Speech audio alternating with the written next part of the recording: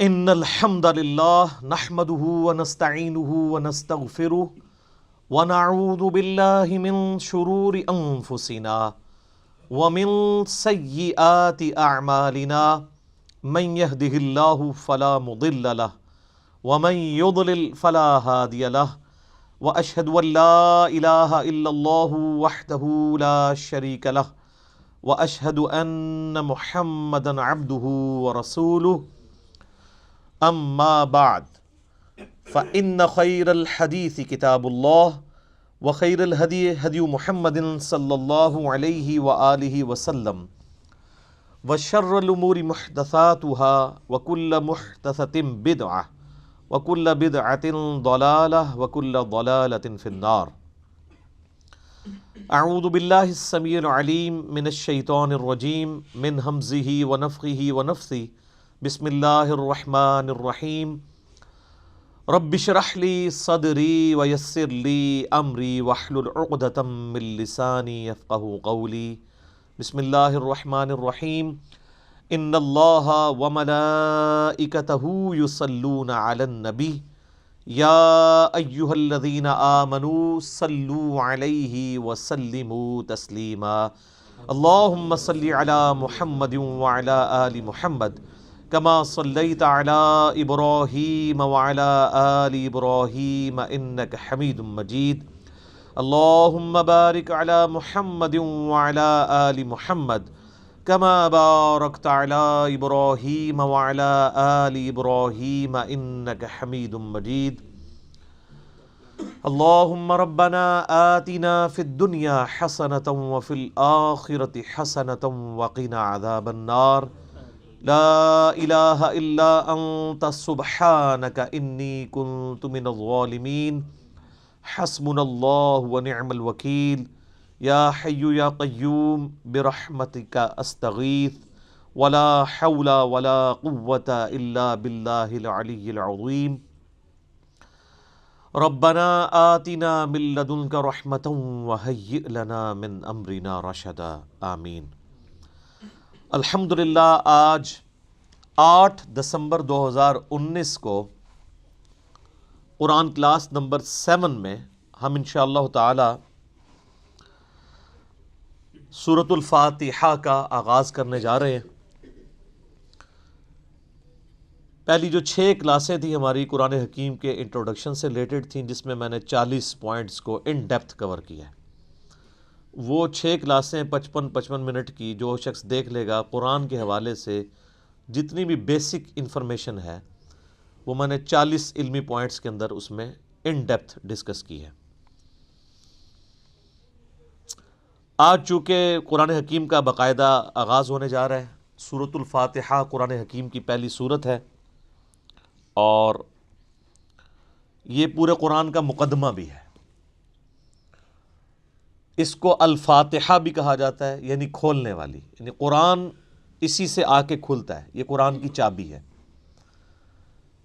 احادیث میں اسے ام الکتاب بھی کہا گیا ہے، بخاری اور مسلم میں۔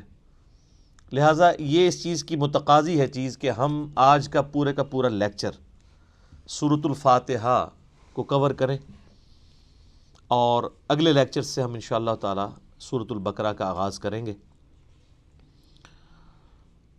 میرے بھائیو، سورۃ الفاتحہ قرآن حکیم کی وہ واحد سورت ہے کہ جس کی فضیلت قرآن میں آئی ہے۔ قرآن کی کوئی سورت ایسی نہیں ہے، انکلوڈنگ سورۃ الاخلاص بھی، کہ جس کی فضیلت قرآن میں آئی ہو سوائے سورۃ الفاتحہ کے۔ اس لیے فضیلت کے اعتبار سے قرآن حکیم کی سب سے افضل سورت وہ سورۃ الفاتحہ ہے۔ اس کی سپورٹ میں انشاءاللہ بخاری اور مسلم سے احادیث بھی پیش کروں گا۔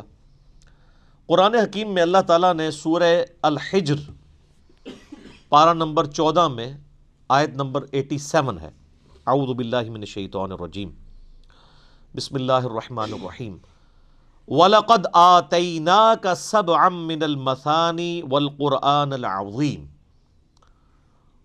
اور بے شک اے محبوب صلی اللہ علیہ وآلہ وسلم ہم نے آپ کو عطا فرمائی 7 آیات ایسی جو بار بار پڑھی جاتی ہیں، اور قرآن عظیم بھی۔ یعنی پورے قرآن کا ذکر الگ سے اور ان 7 آیات کا ذکر الگ سے سورۃ الحجر آیت نمبر 87 میں، اور ظاہر ہے وہ بار بار دہرائی جاتی ہیں۔ دنیا کا کوئی بھی مسلمان ہو، اس کا تعلق کسی بھی مکتبہ فکر کے ساتھ ہو، کم از کم 5 نمازوں کی فرض رکعتوں میں 17 دفعہ تو سورۃ الفاتحہ وہ پڑھتا ہے، سنتیں اور نوافل اور وتر اس کے علاوہ۔ کوئی بھی نماز ایسی نہیں ہے جس میں سورۃ الفاتحہ ریپیٹ نہ ہوتی ہو۔ یہی اس کی فضیلت کے لیے کافی ہے کہ قرآن حکیم جو نماز میں ہم پڑھتے ہیں وہ ہم بدل بدل کے پڑھتے ہیں، لیکن سورۃ الفاتحہ ایسی چیز ہے جو ہر رکعت میں پڑھی جاتی ہے۔ حتیٰ کہ صحیح بخاری اور صحیح مسلم کی متفق علیہ حدیث ہے کہ اللہ کے محبوب صلی اللہ علیہ وآلہ وسلم نے فرمایا، لا صلاۃ لمن لم یقرأ بفاتحۃ الکتاب، جو نماز میں سورہ فاتحہ نہیں پڑھتا اس کی نماز ہی نہیں ہوتی۔ یہ اتنی اوبلیگیٹری چیز ہے۔ یہ بات بھی اس کی فضیلت کے لیے کافی ہے کہ یہ قرآن حکیم کی نمبر 1 سورت ہے، اپنی ترتیب میں بھی مصحف کی اور اپنے فضائل کے اعتبار سے بھی۔ قرآن حکیم کی یہ سب سے عظمت والی سورت ہے۔ اس کی سپورٹ میں صحیح بخاری میں ایک بڑی مشہور حدیث ہے کہ سیدنا ابو سعید ابن معلہ رضی اللہ تعالی عنہ کہتے ہیں کہ میں ایک دفعہ مسجد نبوی میں نماز پڑھ رہا تھا تو اللہ کے محبوب صلی اللہ علیہ وآلہ وسلم نے مجھے آواز دی، تو میں چونکہ نماز میں مشغول تھا میں نے جانے میں تاخیر کر دی۔ تھوڑی دیر بعد میں پہنچا تو آپ صلی اللہ علیہ وآلہ وسلم نے فرمایا کہ میں نے تمہیں آواز دی تھی، تم کیوں نہیں آئے؟ تو انہوں نے کہا کہ میں نماز پڑھ رہا تھا۔ تو آپ صلی اللہ علیہ وآلہ وسلم نے فرمایا، کیا تم نے اللہ کا یہ حکم نہیں سنا؟ سورۃ الانفال کی آیت آپ نے پڑھی، استجیبوا للہ والرسول اذا دعاکم، جب اللہ اور اس کا رسول تمہیں پکاریں فوراً ان کی آواز پہ لبیک کہو۔ اس کائنات میں ایک ہی ہستی ایسی ہے مخلوقات میں کہ جو اگر عین نماز کی حالت میں بھی کسی کو بلائیں تو نماز توڑ کر نہیں، نماز چھوڑ کر اسی حالت میں ان کی خدمت میں حاضر ہونا یہ فرض ہے، سورۃ الانفال کی اس آیت کے تحت اور بخاری کی اس حدیث کے تحت، اور وہ امام اعظم محمد رسول اللہ صلی اللہ علیہ وآلہ وسلم کی مبارک ذات ہے۔ نماز توڑ کر نہیں، کیونکہ نبی علیہ السلام کی طرف جانا اللہ کے ایک حکم سے دوسرے حکم کی طرف جانا ہے۔ وہ جہاں پہ نماز اس نے چھوڑی ہوگی، اگر 1 رکعت پڑھی ہے، 2 پڑھی ہیں، 3 پڑھی ہیں، تو آ کر وہیں سے اپنی نماز شروع کرے گا، اس کی نماز ٹوٹے گی بھی نہیں۔ اس پہ اجماع امت ہے۔ بہرحال یہ جو ہمارے واعظین آئے دن کہانیاں کراتے رہتے ہیں کہ جی ماں آواز دے دے، باپ آواز دے دے، نماز توڑ دو، اس طرح کی کوئی حدیث نہیں ہے۔ البتہ یہ ضرور ہے کہ اگر زندگی موت کی کشمکش بن جائے، کوئی ایمرجنسی ہو جائے، تو آپ پھر نماز توڑ سکتے ہیں، لیکن نبی علیہ السلام کے کیس میں اگر بلایا جائے گا تو نماز توڑنی نہیں پڑے گی، بلکہ نماز وہیں پر چھوڑ کر آپ علیہ السلام کا حکم سننا پڑے گا۔ تو یہ آپ علیہ السلام نے ان کو تھوڑا سا یعنی ڈانٹ پلائی پیار محبت سے۔ پھر آپ نے اس صحابی کا ہاتھ اپنے ہاتھوں میں پکڑا اور پھر فرمایا کہ میں اس مسجد سے باہر نکلنے سے پہلے تمہیں قرآن حکیم کی سب سے عظیم صورت سکھاؤں گا۔ آپ علیہ السلام کی عادت تھی کہ آپ اگر کسی کو تھوڑا سا بھی سختی سے پیش آتے تھے تو پھر اس کے ساتھ دل جوئی بھی فرماتے تھے۔ آپ ہاتھ پکڑے اور فرمایا کہ میں تمہیں ایک تحفہ دوں گا۔ وہ صحابی کہتے ہیں پھر تھوڑی دیر بعد جب ہم مسجد سے باہر نکلے تو مسجد سے نکلتے ہوئے میں نے نبی علیہ السلام سے کہا، یا رسول اللہ اپنا وعدہ پورا کریں، آپ نے مجھے کہا تھا کہ آپ مجھے قرآن کی سب سے عظمت والی صورت تعلیم فرمائیں گے۔ تو آپ علیہ السلام نے فرمایا کہ وہ صورت ہے الحمد للہ رب العالمین، یعنی سورۃ الفاتحہ۔ اور پھر آپ علیہ السلام نے ساتھ ہی یہ سورہ حجر کی آیت نمبر 87 بھی پڑھی کہ یہ وہ جو قرآن حکیم میں آیا ہے وَلَقَدْ آتَيْنَاكَ سَبْعًا مِّنَ الْمَثَانِي وَالْقُرْآنَ الْعَظِيمِ، یہ ہے وہ صورت جو قرآن حکیم میں اللہ نے مجھے عطا کی، جو 7 آیات بار بار دہرائی جاتی ہیں۔ اور پھر آپ علیہ السلام کے بخاری میں الفاظ ہیں، یہ ام الکتاب ہے، یہ قرآن کی ماں ہے، قرآن کی جڑ اس میں ہے، اسی سے پورے قرآن کا درخت نکل رہا ہے۔ فاتحہ بھی ہے، ام الکتاب بھی ہے، اور یہ وہ 7 آیات ہیں جو سورہ ہجر میں آئی ہیں۔ تو سورہ ہجر کی اس آیت کے کانٹیکسٹ میں کتاب التفسیر چیپٹر میں امام بخاری اس حدیث کو لے کر آئے ہیں۔ یہ حدیث کافی ہے اس کی فضیلت کے لیے۔ اچھا، یہ تو سورہ اعظم تھی نا قرآن کی۔ قرآن کی ایک آیت بھی ہے جو اعظم ہے، وہ صحیح مسلم میں حدیث ہے۔ ابی ابن کعب، جن کے بارے میں بخاری مسلم میں آتا ہے کہ 4 بندوں سے قرآن سیکھو، ان میں ایک عبداللہ ابن مسعود ہیں اور ایک ابی ابن کعب ہیں اور سیدنا سالم ہیں، یہ ان میں سے ایک ہیں۔ تو ابی ابن کعب کہتے ہیں کہ نبی علیہ السلام نے مجھ سے ایک دن پوچھا کہ جانتے ہو کہ قرآن کی سب سے اعظم آیت کون سی ہے؟ تو انہوں نے کہا یا رسول اللہ صلی اللہ علیہ وآلہ وسلم، میرے اندازے کے مطابق قرآن حکیم کی سب سے عظیم آیت اللہ لا الہ الا هو الحی القیوم، آیت الکرسی، سورہ بقرہ کی آیت نمبر 255 ہے۔ تو آپ علیہ السلام نے اپنا ہاتھ ان کے سینے پہ مارا محبت کے ساتھ اور فرمایا ابو منذر، تمہیں یہ علم مبارک ہو۔ یعنی نبی علیہ السلام نے ان کے علم کے اوپر ان کی تحسین فرمائی کہ تمہیں میرے بتائے بغیر تم نے صحیح اندازہ لگایا کہ قرآن حکیم کی سب سے اعظم سورت جو آیت ہے وہ آیت الکرسی ہے۔ بخاری سے پتہ چلا کہ سب سے اعظم سورت سورۃ الفاتحہ ہے، مسلم شریف سے پتہ چلا سب سے اعظم آیت الکرسی ہے۔ تو اس سے یہ بات بھی کلیئر ہوگی کہ جو لوگ کہتے ہیں نا وہ احادیث میں ہے سواد اعظم، وہ سب سے بڑا گروہ جو ہے اس کو پکڑ لینا، اور وہ سب سے بڑا گروہ ہر ملک میں ڈیفرنٹ ہوتا ہے۔ یعنی آپ بنگلہ دیش میں جائیں گے تو وہاں سب سے بڑا گروہ دیوبندی ہے، پاکستان میں سب سے بڑا گروہ بریلوی ہے، سعودیہ میں چلے جائیں گے اہل حدیث بڑا گروہ ہے، ایران میں چلے جائیں گے شیعہ بڑا گروہ ہے۔ تو وہاں اعظم سے مراد تعداد میں بڑا نہیں ہے، عظمت میں بڑا۔ ورنہ سورۃ الفاتحہ کی تو 7 آیات ہیں اور سورہ بقرہ کی 286، تو وہ ہونی چاہیے تھی سورہ اعظم۔ اور آیت الکرسی سے بھی لمبی ایک آیت جو ہے وہ آیت دین جو ہے سورہ بقرہ کے اندر موجود ہے۔ تو یہ عظمت کا ذکر ہو رہا ہے۔ اچھا میرے بھائیو، صحیح مسلم میں ایک اور حدیث ہے، ابن عباس رضی اللہ تعالیٰ عنہما کہتے ہیں کہ نبی علیہ السلام کے پاس ایک دفعہ جبرائیل علیہ السلام بیٹھے ہوئے تھے۔ ظاہر صحابہ نے نہیں دیکھا، آپ علیہ السلام نے بتایا۔ تو اچانک ایک آواز ان کو زوردار سنائی دی، یہ صحیح مسلم کی حدیث ہے۔ تو حضرت جبرائیل علیہ السلام نے نگاہ اٹھا کے اوپر دیکھا اور کہا یا رسول اللہ، آج آسمان کا ایک ایسا دروازہ کھلا ہے جو آج سے پہلے کبھی نہیں کھلا تھا، اور اس دروازے سے ایک فرشتہ زمین پر اترا ہے۔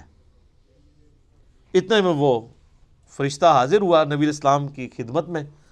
تو حضرت جبرائیل نے کہا کہ یا رسول اللہ، یہ وہ فرشتہ ہے، یہ آج سے پہلے دنیا میں کبھی نہیں آیا تھا، اور وہ دروازہ بھی آج سے پہلے کبھی نہیں کھلا تھا، اور یہ فرشتہ آپ کو سلام عرض کر رہا ہے، اور اللہ کا یہ پیغام لے کر آیا ہے کہ آپ کو بشارت ہو 2 ایسے نوروں کی جو آپ سے پہلے کسی پیغمبر کو نہیں دیے گئے۔ ان میں سے پہلی چیز سورۃ الفاتحہ ہے، اور دوسری چیز سورہ البقرہ کی آخری 2 آیات، آمن الرسول بما انزل الیہ من ربہ والمؤمنون۔ تو سورۃ الفاتحہ وہ نور ہے جو کسی پیغمبر کو نہیں دیا گیا سوائے ہمارے محبوب صلی اللہ علیہ وآلہ وسلم کے۔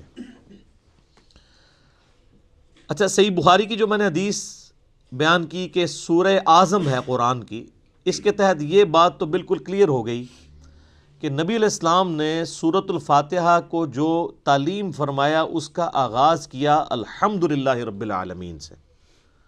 تو اس میں واضح اشارہ موجود ہے کہ بسم اللہ الرحمن الرحیم سورہ فاتحہ کا حصہ نہیں ہے، قرآن کا حصہ ہے۔ وہ تو ہر سورت کے آغاز میں بسم اللہ ہے سوائے سورہ التوبہ کے، اور سورہ نمل کے اندر آیت بھی ہے انہ من سلیمان و انہ بسم اللہ الرحمن الرحیم۔ لیکن جو سورتوں کے آغاز میں بسم اللہ لکھی جاتی ہے یہ سورت کا حصہ نہیں، قرآن کا حصہ ضرور ہے۔ تو چونکہ نبی علیہ السلام نے اس میں فرمایا الحمدللہ رب العالمین، تو اگر آپ علیہ السلام نے اس سورت کو تعلیم فرمانا ہوتا اس اعتبار سے کہ بسم اللہ اس کا حصہ ہوتی، تو آپ فرماتے کہ وہ صورت ہے بسم اللہ الرحمن الرحیم الحمدللہ رب العالمین. تو یہ اس بات کو تقویت دیتی ہے کہ بسم اللہ سورہ فاتحہ کا حصہ نہیں. لیکن نماز میں ہم پڑھتے ہیں، اس کے ساتھ پڑھیں گے، لیکن حصہ نہیں ہے. البتہ مسلمانوں میں اہل حدیث مکتبہ فکر اور امام شافعی کے جو مقلدین ہیں ان کا موقف ہے کہ بسم اللہ سورہ فاتحہ کا حصہ ہے. اہل تشیع کا بھی یہی موقف ہے. اسی لیے آپ اگر شیعہ کے چھپے ہوئے قرآن دیکھیں گے اور اہل حدیثوں کے، اب یہ میرے ہاتھ میں جو قرآن ہے یہ سعودیہ سے چھپا ہوا ہے، یہ اہل حدیث کا ہے. اس میں بھی بسم اللہ الرحمن الرحیم کو پہلی آیت انہوں نے ڈکلیئر کیا ہوا ہے، اور الحمدللہ رب العالمین کو دوسری آیت. امام حنیفہ رحمہ اللہ تعالی اور کئی ایک ائمہ کا یہ موقف ہے کہ سورہ فاتحہ کا حصہ نہیں ہے بسم اللہ. میرے نزدیک امام ابو حنیفہ رحمہ اللہ کا موقف احادیث کی روشنی میں مضبوط ہے، کیونکہ نبی علیہ السلام سورہ فاتحہ کا اعلان کرتے ہوئے اس کو الحمدللہ رب العالمین سے بتا رہے ہیں. اس سے بھی بڑھ کر دلیل ایک صحیح مسلم کی حدیث ہے، بڑی رکت انگیز حدیث ہے، اور وہ حدیث قدسی آپ نے اکثر سنی ہوگی. سیدنا ابو ہریرہ رضی اللہ تعالیٰ عنہ کہتے ہیں کہ اللہ کے محبوب صلی اللہ علیہ وآلہ وسلم نے فرمایا اس شخص کی نماز ناقص ہے، ناقص ہے، ناقص ہے جو سورہ فاتحہ نہیں پڑھتا نماز میں. تو کچھ تابعین نے عرض کیا کہ ابو ہریرہ جب ہم امام کے پیچھے ہوتے ہیں پھر ہم کیا کریں؟ تو انہوں نے کہا اقرأ بہا فی نفسک، تم پھر اپنے جی میں آہستہ آہستہ پڑھ لیا کرو. وہ جز القراء امام بخاری کی کتاب میں آتا ہے کہ وہ آپ نے جب امام سکتے کرتا ہے ان سختوں کے دوران پڑھنی ہے، امام کے ساتھ نہیں پڑھنی. اب یہ الگ سے ایک ٹاپک ہے، میں آج اس کو ڈسکس نہیں کروں گا. میرا یوٹیوب پہ کلپ ہے امام کے پیچھے فاتحہ، اور اس کے ساتھ نیو لکھا ہوا ہے، اس میں نے موقف بیان کیا ہے. اور پھر نبی علیہ السلام نے فرمایا حدیث قدسی، یعنی اللہ کا فرمان بزبان محمد رسول اللہ صلی اللہ علیہ وآلہ وسلم، کہ اللہ تعالیٰ فرماتا ہے قسمت الصلاۃ بینی و بین عبدی نصفین. اچھا، یہ حدیث شیعہ کے ہاں بھی پائی جاتی ہے جو میں بیان کر رہا ہوں صحیح مسلم کی، اب کہ میں نے نماز اپنے اور اپنے بندے کے درمیان برابر تقسیم کر لی ہے، نصف میرے لیے ہے اور نصف میرے بندے کے لیے. اور نماز کسے کہا؟ سورہ فاتحہ کو، پوری نماز. پھر اللہ تعالیٰ نے فرمایا، نبی علیہ السلام فرماتے ہیں کہ جب میرا بندہ کہتا ہے الحمدللہ رب العالمین تو میں کہتا ہوں میرے بندے نے میری حمد بیان کی، میری تعریف کی. جب وہ کہتا ہے الرحمن الرحیم تو میں کہتا ہوں میرے بندے نے میری ثنا کی. جب وہ کہتا ہے مالک یوم الدین تو میں کہتا ہوں میرے بندے نے میری تمجید بیان کی، میری بزرگی کا اعتراف کر لیا.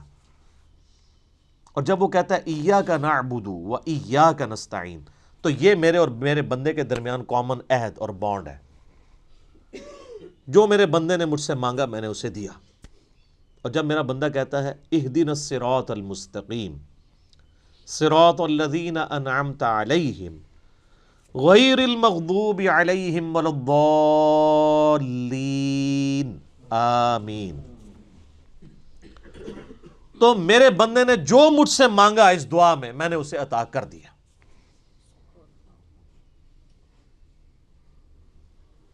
یہ حدیث بھی اس بات کا ثبوت ہے کہ سورہ فاتحہ کا حصہ بسم اللہ نہیں ہے، ورنہ تو یہ سٹارٹ یہاں سے ہوتی کہ جب میرا بندہ کہتا ہے بسم اللہ الرحمن الرحیم تو میں کہتا ہوں میرے بندے نے میرے نام سے آغاز کیا. جب وہ کہتا ہے الحمدللہ رب العالمین تو میں کہتا ہوں میرے بندے نے میری حمد کی. تو اس حدیث میں بھی، حدیث قدسی میں بھی سورہ فاتحہ کا آغاز الحمدللہ رب العالمین سے ہوا. لہذا اہل تشیع اور اہل سنت میں اہل حدیث اور شافعی ہیں جو شوافع، ان کا موقف مضبوط نہیں ہے اس مسئلے میں. امام حنیفہ رحمہ اللہ کا موقف اس مسئلے میں، جہاں کئی مسئلوں میں ان کے موقف غلط ہے، اس مسئلے میں ان کا موقف ٹھیک ہے کہ سورہ فاتحہ کا حصہ نہیں ہے بسم اللہ. اس سے بھی بڑھ کر بخاری و مسلم میں حدیث ہے، انس ابن مالک کہتے ہیں میں نے پوری زندگی نبی علیہ السلام کے پیچھے نماز پڑھی، اس کے بعد حضرت ابو بکر کے پیچھے، پھر حضرت عمر کے پیچھے، پھر حضرت عثمان کے پیچھے. میں نے ان چاروں میں کسی کو بھی قرات کا آغاز نماز میں بسم اللہ سے کرتے ہوئے نہیں سنا، ہمیشہ الحمدللہ رب العالمین سے سنا۔ وہ ثنا تو خاموشی سے پڑھی جاتی ہے نا، اور بسم اللہ بھی۔ قرات کا آغاز وہ کرتے تھے الحمد سے، اس کا مطلب ہے کہ وہ سورہ فاتحہ سے اسے الگ سمجھتے تھے۔ اور مسلم میں تو یہاں تک الفاظ ہیں، بلکہ وہ حضرت انس بن مالک تو انکار ہی کر رہے ہیں، وہ کہتے ہیں کہ نبی علیہ السلام اور حضرت ابوبکر و عمر سورہ فاتحہ سے نہ پہلے بسم اللہ پڑھتے تھے نہ بعد میں، یعنی اگلی سورہ سٹارٹ کرنے سے پہلے بھی بسم اللہ نہیں پڑھتے تھے، کنٹینیوشن کے ساتھ پڑھتے تھے۔ بعض محدثین نے اس کی توجیہ بیان کی کہ اس سے مراد ہے کہ بلند آواز سے نہیں پڑھتے تھے، کیونکہ ثنا اور بسم اللہ آہستہ آواز سے پڑھنا تو ثابت ہے، تو آہستہ آواز سے پڑھنا ہی اس بات کی دلیل ہے کہ اس کو فاتحہ سے الگ کر کے پڑھتے تھے، لہٰذا وہ فاتحہ کا حصہ نہ ہوا۔ اچھا، اب ٹیکنیکلی اس کو آپ سمجھیں کہ سورہ فاتحہ کی یہ 7 آیات کیسے پوری ہوتی ہیں۔ مسلم میں جو یہ ہے نا الفاظ کے آدھی میرے لیے آدھی میرے بندے کے لیے، تو پھر سورہ فاتحہ آدھی ہوتی ہوگی نا کہیں پہ، کیونکہ آدھی میرے لیے اور آدھی میرے بندے کے لیے، تو آئیں پھر آدھی کر کے دیکھ لیتے ہیں۔ وہ سٹارٹ ہو رہا ہے اس حدیث میں، جب میرا بندہ کہتا ہے الحمدللہ رب العالمین، تو میں کہتا ہوں میرے بندے نے میری حمد کی، الرحمن الرحیم میرے بندے نے میری ثنا کی، مالک یوم الدین میرے بندے نے میری بزرگی کا اعتراف کیا۔ 3 آیتیں ہوگی۔ اس کے بعد آتا ہے ایاک نعبد و ایاک نستعین، یہ میرے اور میرے بندے میں کامن ہے، لہٰذا یہ آیت پھر سینٹر میں ہو گئی، کیونکہ تینوں پہلی آیات جو ہیں وہ اللہ کی تعریف ہے، الحمدللہ رب العالمین، الرحمن الرحیم، مالک یوم الدین۔ ایاک نعبد و ایاک نستعین عہد ہے، اور کہا یہ کامن ہے، مراد یہ سینٹر میں ہے۔ اور اس کے بعد جتنی چیزیں وہ دعائیں ہیں، اہدنا الصراط المستقیم، یہ بندے کی ہو گئی، صراط الذین انعمت علیہم غیر المغضوب علیہم ولا الضالین آمین۔ یہ 3 آیات اللہ سے دعا ہوئی، یہ بندے کے لیے، اور اس میں الفاظ ہیں جو میرے بندے نے مانگا میں نے دے دیا۔ پہلی 3 اللہ کی ثنا، اور سینٹر والی ایاک نعبد و ایاک نستعین کامن بانڈ۔ ٹھیک ہو گیا؟ اس سے بھی مزے کی بات، ایاک نعبد و ایاک نستعین بھی سینٹر ہو جاتی ہے۔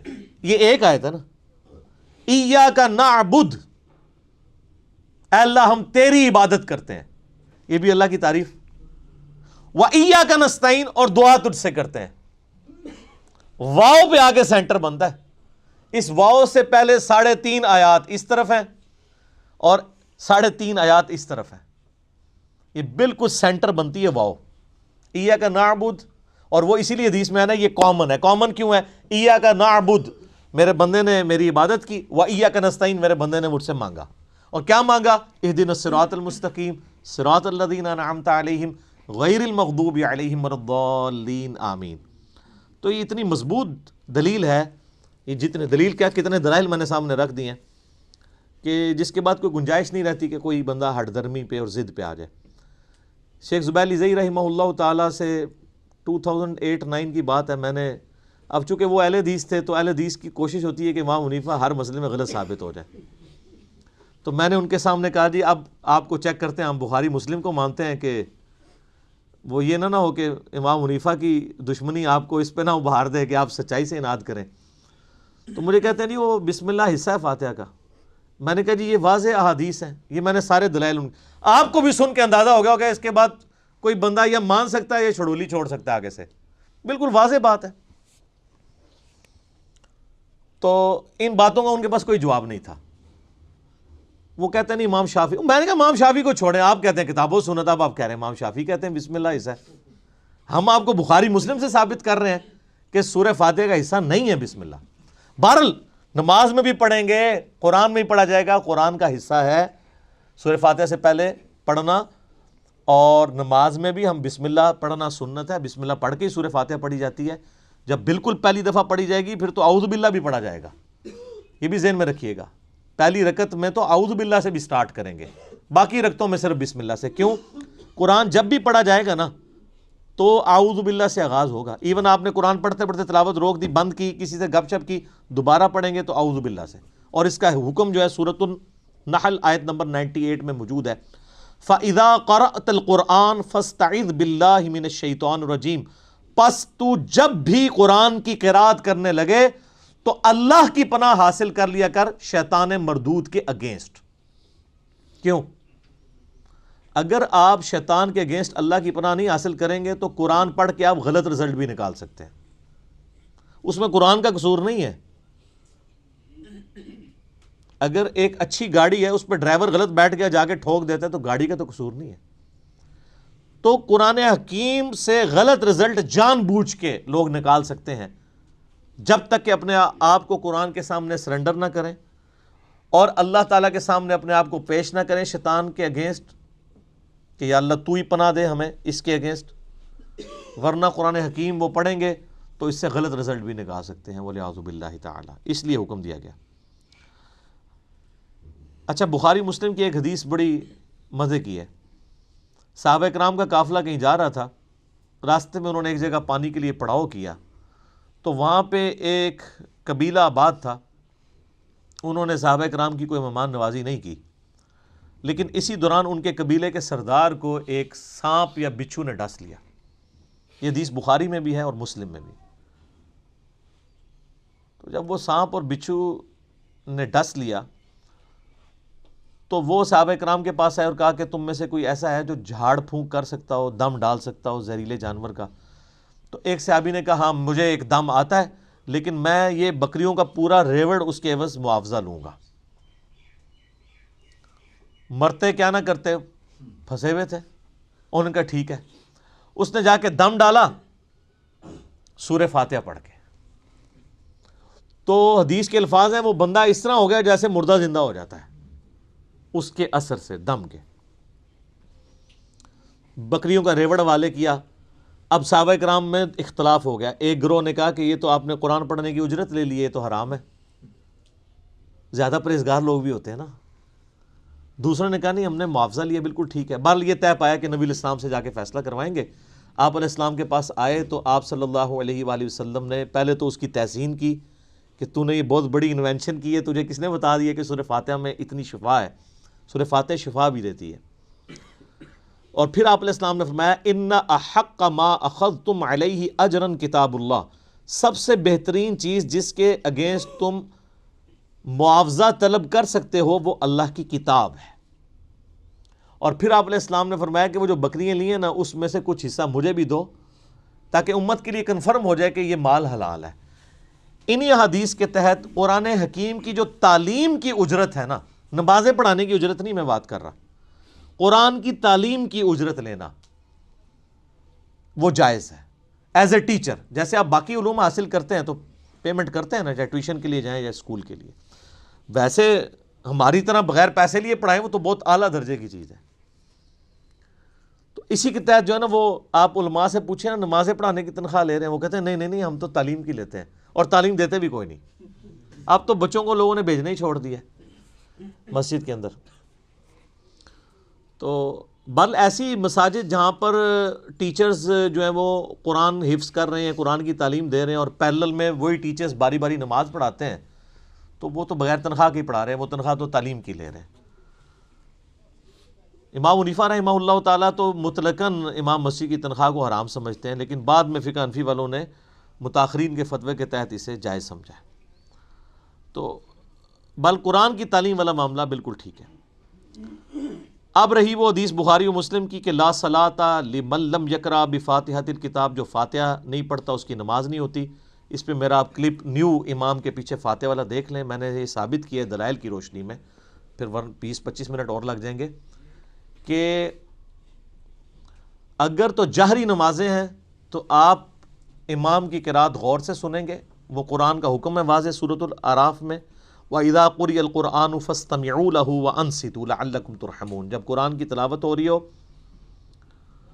تو تم خاموشی اختیار کرو اور بڑے غور کے ساتھ سنا کرو تاکہ تم پر رحم کیا جائے۔ البتہ جو سری نمازیں ہیں جیسے عصر کی نماز ہے اور ظہر کی نماز ہے، اور جو جہری نمازیں ہیں ان کی بھی جو آخر والی رکعتیں ہیں وہ بھی سرن ہی ہوتی ہیں نا۔ اگر آپ دیکھیں گے نا تو صرف 6 رکعتیں ہیں جن میں اونچا قرآن پڑھا جاتا ہے، باقی 11 رکعتیں 17 میں سے ان میں سرن پڑھا جاتا ہے، اور نوافل تو سارے سرن پڑھے جا رہے ہوتے ہیں۔ تو ان میں آپ امام کو غور سے سنیں، اور اگر امام سکتہ دے دے، جیسے جز القراء میں امام بخاری نے مقدمہ یہ پیش کیا ہے کہ قرآن کہتا ہے کہ جب قرآن پڑھا جائے خاموشی سے سنو، حدیث کہتی ہے فاتحہ کے بغیر نماز نہیں ہوتی، تو وہ کہتے ہیں اس کا آپٹیمل سولوشن یہی ہے جو سنن ابی داؤد میں حدیث بھی ہے کہ نبی علیہ السلام سکتے کیا کرتے تھے، رکوع میں جانے سے پہلے ایک سکتہ ہوتا تھا، اور حضرت ابو ہریرہ کہتے ہیں کہ امام کے سکتے کو فاتحہ کے لیے غنیمت سمجھو، جز القراء میں۔ لہٰذا مسلم کی جو حدیث ہے نا اقرا بہا فی نفسک، اس میں حضرت ابو ہریرہ یہ نہیں کہہ رہے کہ امام کے ساتھ ساتھ جی میں پڑھو، وہ سکتے کا ہی ذکر کر رہے ہیں کیونکہ دوسری جگہ اس کی تفسیر موجود ہے۔ تو یہی موقف امام ابن تیمیہ کا بھی ہے، حالانکہ اہل حدیث امام ابن تیمیہ کو بڑا مانتے ہیں، لیکن امام ابن تیمیہ جو ہے وہ جہری نمازوں میں سننے کے اور سرن میں پڑھنے کے قائل ہیں۔ شیخ البانی بھی یہی موقف رکھتے ہیں، مولانا مودودی رحمہ اللہ کا بھی یہ موقف ہے، ڈاکٹر اسرار صاحب کا بھی یہ موقف ہے، اور ایون جو سعودیہ سے قرآن چھپتا ہے احسن البیان، اس میں بھی لکھا ہوا ہے کہ قرآن اور حدیث دونوں پہ عمل کرنا چاہیے، جب امام قرات کر رہا ہو تو خاموشی سے سننی چاہیے، اور سکتے میں پڑھنا چاہیے اگر سکتے میں آپ کو موقع ملے۔ ایون حافظ ابن کثیر نے بھی تفسیر ابن کثیر میں آ کے اینڈ پہ اسی موقف کو ہی ترجیح دی ہے، اور یہی موقف امام مالک رحمہ اللہ تعالیٰ کا ہے جو سب سے مضبوط موقف ہے۔ میں نے اس کے دلائل بھی اور پورے ان کا جو کاؤنٹر نیریٹو ہے، اب ظاہر ہے کہ یہ موقف اڈاپٹ کریں گے تو آپ کو حنفیوں کے ساتھ بھی منہ ماری کرنی پڑے گی اور اہل حدیث کے ساتھ بھی، تو اس کے لیے آپ میرا وہ کلپ دیکھ لیں تو آپ کو انشاءاللہ کلیئر ہو جائے گا۔ لاکھوں لوگوں نے وہ کلپ دیکھا ہے، آپ لکھیں امام کے پیچھے فاتحہ نیو، ایک طرف ایک اہل حدیث مولوی کی تصویر لگی ہوئی ہے، ایک طرف ایک دیوبندی مولوی کی، سینٹر میں ایک عام مسلمان کی۔ تو وہ اس کلپ میں نے یہ ساری باتیں کھول کے بیان کی ہیں، آج میں اس چیز کو سکپ کر رہا ہوں تاکہ گفتگو لمبی نہ ہو جائے۔ اب آلموسٹ 25 منٹ رہ گئے پیچھے، تو ہم اللہ کا نام لے کے سورہ الفاتحہ کا آغاز کرتے ہیں۔ اعوذ باللہ من الشیطان الرجیم، بسم اللہ الرحمن الرحیم، الحمد للہ رب العالمین۔ تمام تعریفیں اس اللہ کے لیے ہیں جو تمام جہانوں کا پالنے والا ہے، یہ بھی ترجمہ درست ہے، اور تمام جہان والوں کا پالنے والا ہے، یہ ترجمہ بھی عربی لنگوسٹک کے اعتبار سے درست ہے۔ تمام جہان سے مراد جیسے اب جتنی سپیشیز دنیا میں آباد ہیں وہ ہر ایک کا ایک اپنا جہان ہے، پرندے ہیں، پرندوں کا ایک اپنا جہان ہے، حیوانات ہیں، ان کا اپنا ایک جہان ہے، ایک نباتات کی سپیشیز ہیں۔ اس وقت روئے ارض پہ آلموسٹ 2 ملین سپیشیز دریافت ہو چکی ہیں، نباتات حیوانات کی ملا کر، اور ایک ایک سپیشیز آگے بلینز میں۔ انسان ہی دیکھ لیں 7.5-8 ارب کے قریب ہیں، اور باقی حشرات الارض اگر آپ گننا شروع کریں نہ ختم ہونے والے۔ تو یہ تمام کا پالنے والا کون ہے؟ اللہ۔ الرحمن الرحیم، وہ انتہائی رحم فرمانے والا ہے۔ الرحمن کہتے ہیں جیسے اسی سے لفظ یہ اسی یعنی آپ سمجھ لیں عربی لنگوسٹک کے اعتبار سے طوفان بھی عربی کا لفظ ہے نا، یعنی ٹھاٹھے مارتا ہوا سمندر ہے اس کی رحمت کا، اور سمندر تو کبھی کبھی جوش میں آتا ہے نا، اللہ کی رحمت وہ ہے کہ الرحیم مستقل رہتی ہی ٹھاٹھے مارتے ہوئے سمندر کی طرح ہے، الرحمن الرحیم۔ حتیٰ کہ بخاری و مسلم میں حدیث ہے، نبی علیہ السلام نے فرمایا اللہ تعالیٰ نے مخلوقات کی پیدائش سے پہلے اپنے پاس اپنے عرش پہ یہ عبارت لکھ لی تھی کہ میری رحمت میرے غضب پہ بھاری رہے گی۔ قرآن میں بھی ہے وَكَتَبَ عَلَى نَفْسِهِ الرَّحْمَةِ، کہ یہ اللہ نے اپنے اوپر خود لازم کر لیا کہ میں ہر حال میں رحم ہی کروں گا۔ رحم والا جو اللہ تعالیٰ کا پہلو ہے یہ ڈومیننٹ ہے۔ سورہ فاتحہ جو ہے وہ ذہن میں رکھیے گا قرآن کی ماں ہے، ام الکتاب ہے، فاتحہ ہے، قرآن کھولنے والی چیز ہے۔ تو اس میں جو جو چیز آ رہی ہے نا اس کی جڑ پڑ رہی ہے نا، وہ پورا قرآن اسی جڑ سے پھر اگنے والا وہ بڑا تناور درخت ہے۔ ہر چیز کی جڑ سورہ فاتحہ میں۔ مالک یوم الدین، وہ مالک ہے قیامت کے دن کا۔ دنیا میں تو کئی بادشاہ ہیں، اس کی اجازت سے، اس کی مرضی سے نہیں، اجازت سے۔ اجازت یہ ہے کہ کھلی چھٹی ہے، مرضی نہیں ہے کہ وہ غلط کام کریں، وہ بس اللہ نے 2 راہیں دکھا دی ہیں، انا ہدیناہ السبیل اما شاکرا و اما کفورا۔ ہدایت کا راستہ واضح کر دیے، چاہے تو شکر گزاری کی روش اختیار کرو، خواہ ناشکری کی۔ لیکن قیامت کے دن صرف اللہ ہی کا حکم چلے گا. دنیا والے جتنے احکامات ہیں یہ سب کی سب پاورز لوگوں کی طرف سے جو اللہ تعالیٰ نے دی ہیں وہ سلب کر لی جائیں گی. لمن الملک اليوم للہ الواحد القہار. آج کس کی بادشاہت ہے؟ اس قہار کی جو سب پہ چھایا ہوا ہے. قہار کہتے ہیں سب پہ چھانے والا. تو قیامت کے دن کا مالک ہے. یہ ایک ایک آیت کے اوپر ایک ایک گھنٹہ بولا جا سکتا ہے، لیکن چونکہ ہم نے پورا قرآن کور کرنا ہے تو وہ اس میں ساتھ ساتھ آیات آئیں گی کراس ریفرنس کے طور پہ. ایاک نعبد و ایاک نستعین. تعریف کرنے کے بعد اے اللہ ان ساری چیزوں کے ہوتے ہوئے حق تو یہ ہے کہ عبادت بھی تیری ہوگی، دعا بھی تجھی سے کی جائے گی. اے اللہ ہم صرف تیری ہی عبادت کرتے ہیں اور کرتے رہیں گے، تجھی سے مدد مانگتے ہیں اور تجھی سے مانگتے رہیں گے. کیونکہ یہ مضارع کا صیغہ ہے جو کنٹینیوشن ہے. پریزنٹ ٹینس اور فیوچر ٹینس عربی میں ایک ہی ہوتا ہے. ہمارے تو تین ہوتے ہیں نا اردو میں اور انگلش میں، پاسٹ، پریزنٹ اور فیوچر. عربی میں فیوچر اور پریزنٹ کے لیے ایک ہی صیغہ استعمال ہوتا ہے، وہ یہاں پہ استعمال ہوا ہے. ایاک نعبد و ایاک نستعین. اور اگر اس کو دعائیہ بنائیں گے جس طرح کہ اعلیٰ حضرت نے ترجمہ کیا ہے، احمد صاحب بریلوی صاحب نے، انہوں نے بہت زبردست ترجمہ کیا. انہوں نے کہا اے اللہ ہم صرف تیری ہی عبادت کریں اور صرف تجھی سے مدد چاہیں. یہ علیحدہ بات ہے کہ وہ خود اور ان کے ماننے والے غیر اللہ سے بھی مانگتے رہے ہیں.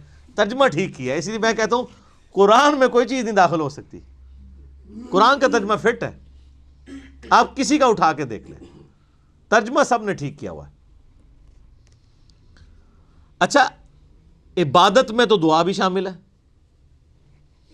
جامعہ ترمذی میں حدیث ہے، سنن نسائی میں حدیث ہے، ابن ماجہ میں الدعاء هو العبادہ، دعا عبادت ہے. تو جب دعا عبادت ہے تو ایاک نعبد میں دعا شامل تھی. یہ پھر ایاک نستعین کیوں آیا؟ اس لیے کہ سب سے سینسٹیو ایشو ہی دعا کا ہے، غیر اللہ کو مدد کے لیے پکارنے کا. تو اللہ تعالیٰ نے اس کو اسپیسیفکلی بیان کیا. اس کے باوجود امت کی اکثریت غیر اللہ سے مدد مانگ رہی ہے. ایک تو ہے ظاہری اسباب، وہ تو آپ مانگیں تو قرآن میں حکم ہے وَتَعَاوَنُوا عَلَى الْبِرِّ وَالتَّقْوَى وَلَا تَعَاوَنُوا عَلَى الْإِثْمِ وَالْعُدْوَانِ. یہ تو بالکل ٹھیک ہے. وہ ایک مفتی صاحب جو کیو ٹی وی پہ بیٹھے ہوئے ہیں لوگوں کے عقیدے خراب کرنے کے لیے، وہ کہتے ہیں جی اب پھر ہم امی سے روٹی نہ مانگیں جا کے.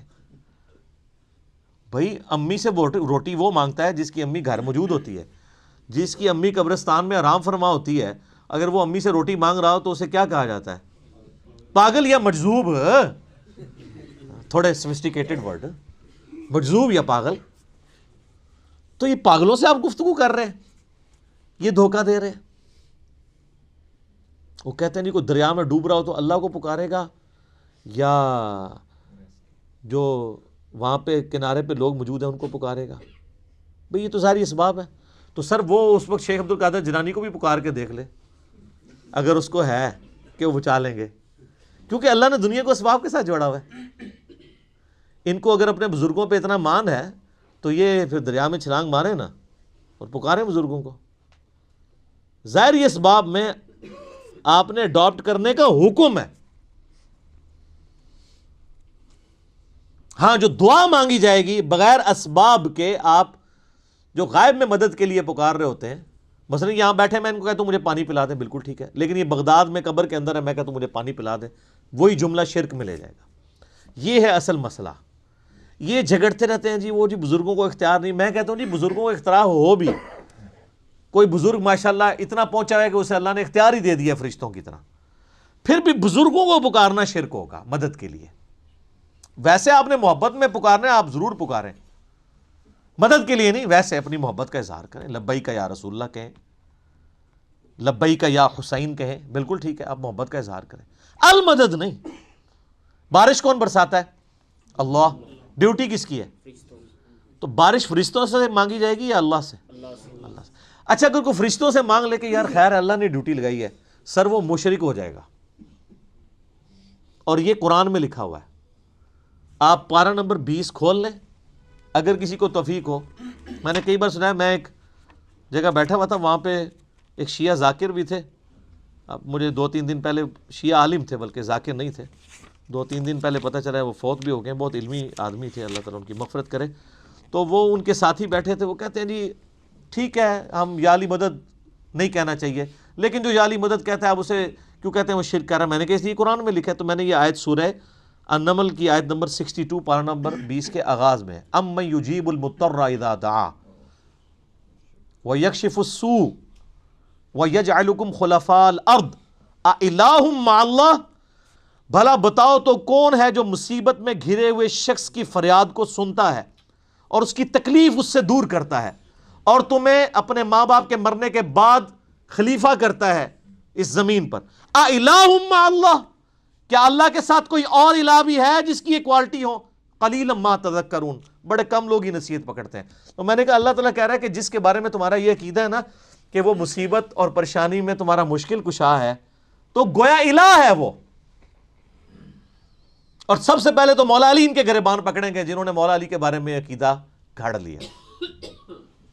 مولا علی بھی اپنی نمازوں میں اللہ کو پکارتے تھے. مولا علی کا ماننے والا بھی وہ ہوگا جو اللہ کو پکارے گا. پھر بڑے بڑے دھوکے ہیں جی ان کے. وہ کہتے ہیں جی وہ جی غیر اللہ سے مدد کہتے ہیں حرام ہے. اور کون کہتا ہے غیر اللہ سے مدد حرام ہے؟ آپ یہودی سے بھی مدد لیں. بخاری مسلم میں حدیث ہے نبی علیہ السلام جب فوت ہوئے ہیں آپ کی زرہ ایک یہودی کے پاس گروی رکھی ہوئی تھی، لیکن جو سامنے موجود نہیں اس سے تو نہیں آپ اسباب کے طور پہ مدد لے سکتے. وہ جی قرآن میں غیر اللہ سے مدد کا ہے، کدھر ہے جی؟ وہ کہتے ہیں وَاسْتَعِینُوا بِالصَّبْرِ وَالصَّلَاةِ، نماز اور صبر سے اللہ کی مدد چاہو. تو وہ مدد تو اللہ کی چاہ رہے ہیں، یا یہ کہہ رہے ہیں کہ المدد یا نماز میری مشکل کشا، المدد یا صبر مشکل کشا. آگے نہیں پڑھتے ان اللہ مع الصابرین، صبر کرنے والوں کے ساتھ اللہ ہوگا. وہ کہتے ہیں جی حضرت عیسیٰ علیہ السلام نے کہا تھا من انصاری اللہ، کون ہے جو اللہ کے لیے میرا مشکل کشا بنے؟ وہ تو ظاہری اسباب میں. ہمارے نبی علیہ السلام کے بھی صحابہ آپ کے جو ساتھی تھے وہ آپ کے اسباب میں آپ کے مشکل کشا تھے، لیکن وہ والا مشکل کشا نہیں کہ جو آپ وہ سمجھ رہے ہیں. ورنہ اگر نبی کا مشکل کشا صحابہ اکرام تھے تو پھر تو ان کا مرتبہ اوپر ہو گیا. تو وہ صرف صحابہ مشکل کشا نہیں تھے، وہ یہودی جس نے نبی علیہ السلام کی زرہ گروی رکھ کے آپ کو کچھ دیا تھا وہ بھی مشکل کشا ہے. اور سب سے بڑا مشکل کشا سورج ہے. سورج اگر ختم ہو جائے تو زمین پہ نہ نباتات اپنا اگ سکتی ہیں، نہ حیوانات ان نباتات کو کھائیں گے. سب کچھ ختم ہو جائے گا. دنیا میں ہواؤں کا چلنا، موسموں کا بدلنا، یہ سب کچھ سورج کی وجہ سے ہے. تو کوئی کہتا ہے المدد یا سورج، کسی کے ذہن میں یہ وہم بھی آتا ہے کہ سورج مشکل کشا ہے، حالانکہ آپ کے بزرگ تو کچھ بھی نہیں کر سکتے جو کچھ سورج کر رہا ہے، اور سورج کو موت بھی نہیں ہے، یہ آپ کے بابے مر چکے ہیں. تو کہیں نا المدد یا سورج، کہیں گے نہیں جی سورج کا کیا کمال ہے، وہ تو اللہ نے اس کی ڈیوٹی لگائی ہوئی ہے، تو ہم اس کو کیوں پکارے، ہم اللہ کو کیوں نہ پکارے؟ تو بابوں کی بھی اگر ڈیوٹی لگی ہوئی ہے تو بابوں کو نہ پکارو. ویسے ڈیوٹی کو نہیں لگی ہوئی، اگر لگی بھی ہو for the sake of argument, تمہاری جعلی جو دلائل ہیں اس پہ ایگری کرتے ہوئے، پھر بھی ان کو نہیں آپ پکارو گے. شرک ہو جائے گا اور ناقابل معافی جرم ہو جائے گا. یہ اتنے سارے انہوں نے دھوکے دیے ہوئے ہیں اور زیادہ تر ظاہری اسباب کے ذریعے دے رہے ہوتے ہیں. وہ جی صحیح بخاری میں حدیث ہے، ایک صحابی کی پنڈلی ٹوٹ گئی، وہ حضور کے پاس حاضر ہوا، آپ علیہ السلام نے ہاتھ پھیرا. بالکل ٹھیک ہے، لیکن آج اگر کسی کی پنڈلی ٹوٹے گی تو نبی علیہ السلام تو دنیا میں موجود نہیں ہے. اور اگر آپ کو اتنا شوق ہے تو آپ اپنی پنڈلی توڑیں، آپ کو روضہ شریف پہ لے جاتے ہیں، پتہ چل جائے گا جڑتی ہے کہ نہیں. نبی علیہ السلام دنیا میں موجود ہوں، ہم دعا کروانے کے لیے اپنے مسائل ان کے سامنے لے کے جائیں گے.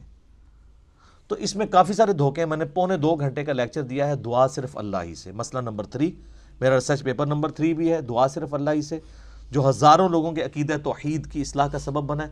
اسی کی ایکسٹینشن ہے مسئلہ نمبر 43 وسیلہ اور توسل کے صحیح احکام و مسائل. اس پہ گھنٹوں بولا جا سکتا ہے، جتنے انہوں نے لیم ایکسکیوزز ڈیوائز کیے ہوئے ہیں، جتنے دھوکے دیے ہوئے ہیں. اور پھر وہ کہتے ہیں دیکھیں جی وہ اگر وہ جو آپ پتہ ہے پچھلے کچھ کئی سال پہلے خانہ کعبہ شریف میں کرین گری تو کہتے ہیں وہ بزرگوں کے ماننے والوں کو موقع مل گیا ان کا. یہ کہتے تھے خود کچھ حملے ہوتے ہیں مزاروں پہ نہیں روکتے، تو اللہ نے کون سی کرین روک لی؟ اور اللہ کا تو دعویٰ ہی کہیں نہیں ہے کہ میں روکوں گا.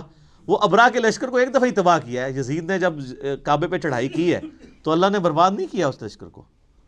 دنیا بقدر ایفرٹ ہے. صحیح بخاری میں حدیث ہے قرب قیامت میں ایک پتلی ٹانگوں والا حبشی کعبے کی اینٹ سے اینٹ بجا دے گا.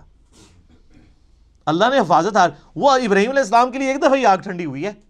کئی صحابہ جو ہیں وہ آگ میں جلائے گئے ہیں. رومن امپائر کی جنگوں میں تیل کے کڑاؤں میں ان کو ڈالا گیا. لیکن آپ کا دعویٰ ہے کہ آپ کے بزرگ سب کچھ کر سکتے ہیں. ہم کہتے ہیں پاکستان کی بجلی پوری کر دیں. اچھا یہ بزرگ جب بیمار ہوتے ہیں، یہ تو آغا خان میں اور شفا انٹرنیشنل میں جاتے ہیں، آپ بیمار ہوتے ہیں آپ کو اٹھا کے مزار پہ لے جاتے ہیں. آمدہ کوئی بزرگ بیمار ہو چیخیں بھی مارتا رہے، اس کو کہ نہیں سر دسو جانا کیڑے مزار تے ہے، اسپتال نہیں تو کھڑنا. دنیا کے مہنگے ترین ہاسپٹلز میں یہ علاج کرواتے ہیں. آپ کو کہانیاں کرائیں گے کہ ہمارے پاس لے کے آؤ ہم بائی پاس کریں گے. کوئی دنیا کا بزرگ جو ہے وہ مجھے ختنہ کر کے بتائے. بائی پاس تو بہت بڑی چیز ہے، بلیڈ مارے بغیر، کیونکہ بائی پاس تو بغیر بلیڈ کے کرتے ہیں نا. وہ سب جھوٹ فراڈ. اور صحیح ہو رہا ہے آپ کے ساتھ، کیونکہ آپ نے دین بین لوگوں کے حوالے کیا ہوا. تو دیکھیں پھر آپ کے ساتھ کیا کر رہے ہیں وہ. اہدنا الصراط المستقیم، اے اللہ ہمیں چلا سیدھے راستے پر. یہاں بھی دھوکے دیتے ہیں. اور یہ سارے ہی بزرگ ٹھیک ہیں، سارے ہی راستے ٹھیک ہیں. اور قرآن میں تو راستے آئے کہ ہی نہیں ہیں. قرآن میں گمراہی جمع کے سیغے سے آئی ہے، ہدایت ہمیشہ سنگولر کے سیغے سے. ظلمات آیا گمراہی کے لیے، نور آیا، انوار نہیں آیا. تو قرآن کا ترجمہ ہی غلط کر رہے ہو. اہدنا الصراط المستقیم، اے اللہ ہمیں چلا سیدھے راستے پر. صراط الذین انعمت علیہم، راستہ ان لوگوں کا، راستے نہیں. وہ کہتے ہیں چاروں ہی حق پہ ہیں، پانچوں ہی حق پہ ہیں، سارے ہی ٹھیک ہیں. راستہ ان لوگوں کا انعمت علیہم، جن پر تیرا انعام ہوا. اور یہ آیت پڑھ کے اپنے بابوں کے نام لینے شروع کر دیتے ہیں. یہ بابے تو جمے بھی نہیں سن اس ٹائم جدو آیت نازل ہوئی ہے. اور پھر یہ بابے بھی مختلف ہیں. بریلویوں کے انعمت علیہم جو ہیں وہ مغضوبی علیہم ہیں دیوبندیوں کے، اور دیوبندیوں کے انعمت علیہم جو ہیں بریلویوں کے مغضوبی علیہم ہیں، اور وہ ضالین بھی ہیں. تو بابوں کی کون سی آپ ہمیں ڈوز لگا رہے ہیں؟ کوئی بابے کا امن نہیں ہے. انعمت علیہم کون ہے؟ وہ سر سورہ النساء کی آیت نمبر 69 میں ہے، من النبیین والصدیقین والشہداء والصالحین. نبی ہیں، صدیقین ہیں، شہداء ہیں، صالحین ہیں. لیکن صالحین کون؟ ڈیفینیٹ تو صرف صحابہ اور اہل بیت ہے. اس کے بعد صرف ہماری اسیسمنٹس ہیں. اللہ کو پتہ ہے، کیونکہ یہ وہی کا معاملہ ہے. تو راستہ، اور وہ راستہ کس کا ہے؟ اچھا راستہ اللہ کی طرف سے کسے عطا ہوتا ہے؟ بابے کو یا پیغمبر کو؟ اللہ کے کھاتے میں تو بابا کوئی ہوتا ہی نہیں ہے، پیغمبر ہی ہوتے ہیں، باقی سب فالوور ہوتے ہیں. لیڈر ایک، یہاں تو ان کو انہوں نے لیڈر بنا دیا ہوا نا، یہ فالوور تھے. اور وہ سر مسند احمد میں صحیح سند سے حدیث ہے، مشکات کی آپ کو پہلی جلد میں ملے گی. نبی علیہ السلام نے زمین پہ ایک لکیر کھینچی، ارد گرد ٹیڑھی لکیریں کھینچی، اور آپ نے وہ سیدھی لکیر پر انگلی رکھ کے سورہ الانعام کی آیت پڑھی، وَأَنَّ هَذَا صِرَاطِي مُسْتَقِيمًا، اور یہ کہ یہ ہے سیدھا راستہ جو میرا ہے، جو بالکل سیدھا ہے، مستقیم ہے. اسی کی پیروی کرو، ادھر ادھر کے راستوں کی پیروی مت کرنا، وہ تمہیں بہکا دیں گے. یہ ہے وہ چیز جس کی اللہ تمہیں وصیت کرتا ہے. یہ آیت آپ علیہ السلام نے پڑھی اور اپنے راستے کو کہا یہ سیدھا راستہ ہے. تو سیدھا راستہ نبی علیہ السلام کا ہے. ان نام یافتہ لوگوں کا راستہ نہیں ہے سیدھا. وہ تو بیچارے خود راستے پہ چل رہے ہیں. یہ کہتے ہیں ان کے پیچھے چلے. نہیں نہیں نہیں نہیں، ان کے پیچھے نہیں، اس راستے پہ چلنا ہے جس راستے پہ وہ چل رہے ہیں. ان کے پیچھے نہیں چلنا، نبی علیہ السلام کے پیچھے چلنا ہے. کیونکہ وہ تو پھر آپ خود ہی میں سناتے ہیں، شیخ عبد القادر جیلانی کے پاس شیطان آیا، اس نے کہا عبد القادر تیری ساری نمازیں معاف ہیں جی. تو کہنا جی عبد القادر جیلانی نے لا حول ولا قوت الا باللہ پڑھا اور کہا تو شیطان ہے.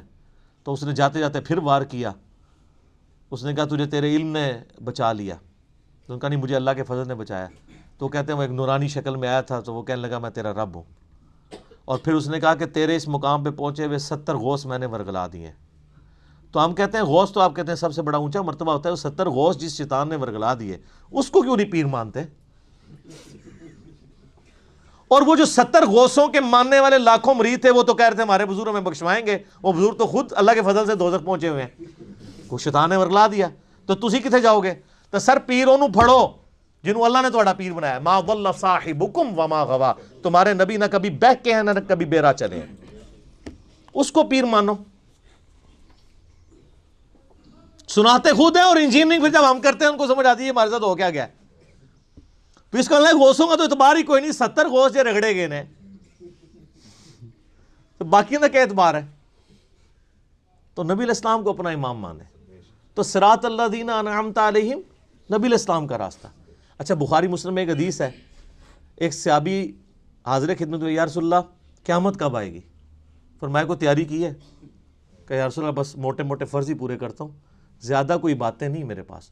یعنی باتوں سے مراد یہ نہیں ہے کہ نماز ہی نہیں پڑھتا ہوں، یعنی نفلی باتیں نہیں ہیں، کوئی نفلی روزے نہیں رکھتا، بہت تہجدیں اشراقیں نہیں پڑھتا، موٹا موٹا جو فرض دین ہے اس پہ چلتا ہوں. البتہ میں اللہ اور اس کے رسول سے محبت کرتا ہوں. تو نبی علیہ السلام نے فرمایا پھر اللہ اور اس کے رسول تیرے ساتھ ہوں گے. انس بن مالک کے بخاری مسلم میں الفاظ ہیں کہ ہمیں اسلام لانے کے بعد پوری زندگی حضور کے کسی فرمان سے اتنی خوشی نہیں ہوئی جتنے اس فرمان سے ہوئی کہ جو اللہ اور اس کے محبوب سے محبت کرتا ہے اللہ اس کا محبوب اس کے ساتھ ہوں گے. اور پھر انس بن مالک کے الفاظ ہیں بخاری کے اندر، اے اللہ میں رسول اللہ سے، ابو بکر سے، عمر سے محبت کرتا ہوں، گو میرے اعمال ان کے والے نہیں ہیں، لیکن پھر بھی تو قیامت والے دن مجھے ان کا ساتھ نصیب فرمانا. ہم بھی اللہ سے دعا کرتے ہیں کہ اللہ تعالیٰ قیامت الدن ہمیں نبی علیہ السلام، صحابہ کرام اور اہل بیت کا ساتھ نصیب فرمائے، آمین. تو یہ وہ لوگ ہیں انعمت علیہم، یہ انعمت علیہم پڑھ کے باپوں کے نام لینے شروع کر دیتے ہیں، فلانے علی سرکار، کاں علی سرکار، کتیاں علی سرکار، کوڑے علی سرکار، پتہ نہیں کیا کیا. یار میں کہتا ہوں ان جن کو بزرگ کلیم کر رہے ہیں ان سے نماز سنیں نا، یہ تجوید کے ساتھ نماز، ترجمہ تو آتا ہی نہیں ہے، تجوید کے ساتھ نماز بھی نہیں آپ کو سنا سکتے، جس میں عین، حا، غین، قوف، ثا، سین، صاد، ذال اس کا فرق کر سکے. یہ آپ شروع ہی کریں گے کہ نہیں یہ تو انہوں نہیں یاد آئے گا، اور پھر کلیم کر رہے ہیں کہ آپ کو رسول اللہ تک پہنچائیں گے جو خود نبی علیہ السلام سے کوسوں دور ہیں. انعمت علیہم پھر کون ہوئے؟ ڈیفینیٹلی انبیاء کرام، صحابہ کرام اور اہل بیت. بس بعد میں آپ کی اور میری منہ شگافیاں ہیں، آپ کسی کو رحمت اللہ علیہ کہہ دیں، دوسرے لعنت اللہ علیہ کہہ دیں گے، وہ اپنی اپنی مرضی ہے، اس کی کوئی گارنٹی نہیں ہے. صراط الذین انعمت علیہم غیر المغضوب علیہم ولا الضالین، آمین. بچانا ان کے راستے سے کہ جن پر تیرا غضب ہوا اور جو گمراہ ہے. اور اس کے بعد بخاری مسلم میں الفاظ ہیں کہ نبی علیہ السلام سورہ فاتحہ جب بھی پڑھتے تھے تو آمین کہتے تھے.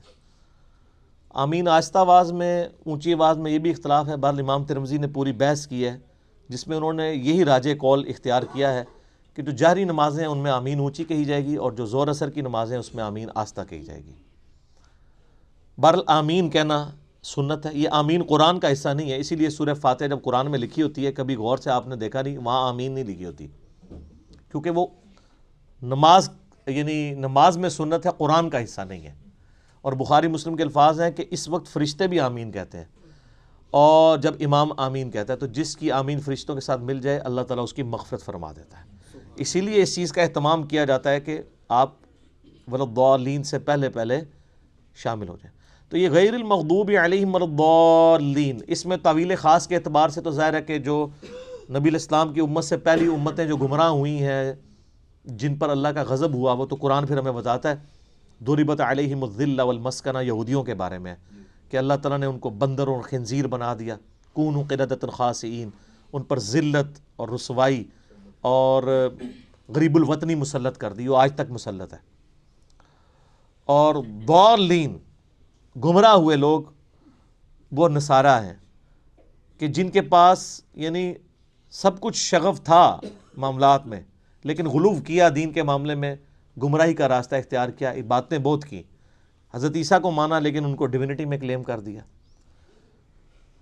یہودیوں کا مسئلہ تھا، یہ اہل علم تھے، اس کے باوجود جان بوجھ کر انہوں نے گمراہی کا راستہ اختیار کیا. آپ کو پتہ کتنے ہیلے بہانے یہ کرتے تھے.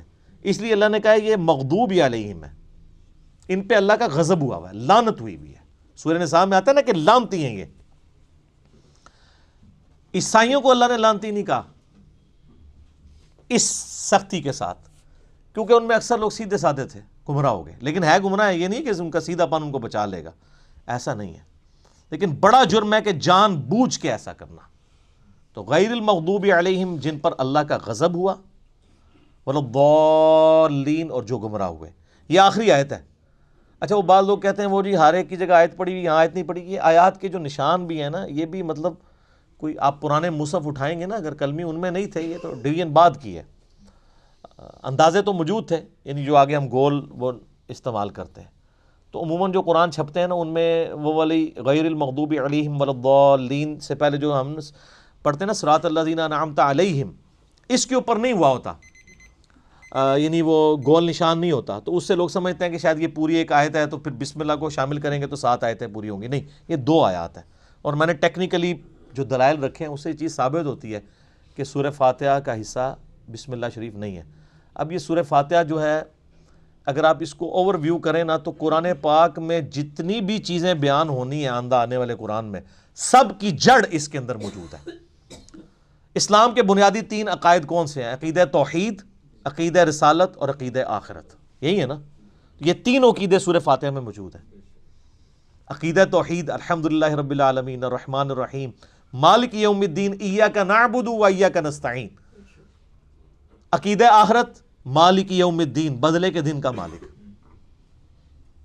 اور اہدنا الصراط المستقیم صراط الذین انعمت علیہم عقیدہ رسالت، کیونکہ رسولوں کو اللہ تعالی راستہ اختیار کرتا ہے نا، وہی دیتا ہے نا آگے، امتوں کو رسولوں کے ذریعے دیا جاتا ہے. تو پورے قرآن کا جو یعنی آپ سمجھیں عقائد کی بنیاد اس صورت میں ہے کہ تمہیں مرنے کے بعد اپنے رب کے حضور پیش ہونا ہے، وہ قیامت کے دن کا مالک ہے. قیامت میں اللہ کے پاس پہنچنے سے پہلے پہلے رسولوں کا راستہ اختیار کر لو، توحید کا راستہ اختیار کر لو، اور اللہ سے یہ بھی دعا بھی مانگتے رہو کہ اللہ تعالیٰ گمراہی کے راستے سے اور جو لوگ جن پہ اللہ کا غضب ہوا ان لوگوں کے راستے سے بچاتا رہے. یہ سارا کچھ اگر آپ جمع کریں تو قرآن پاک میں کوئی ایک ٹاپک بھی ایسا نہیں ہوگا. جب رسولوں کا راستہ آ گیا تو رسولوں کی ساری شریعت سمجھ لیں، اس کی جڑ اس میں پڑ گئی.